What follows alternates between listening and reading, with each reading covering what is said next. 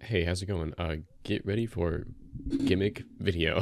So here's what's happening. I found this old, basic ass office membrane keyboard. No one's using it. It was in like a storage closet. And I thought, what if I tried to mod it and make it sound good? With a keyboard in this construction, if you will, there's not much to mod. You'll see what I mean later, but it kind of worked. Stick around to find out. I don't know. Yeah, anyway, here's a little stock sound test. Have fun. Bye.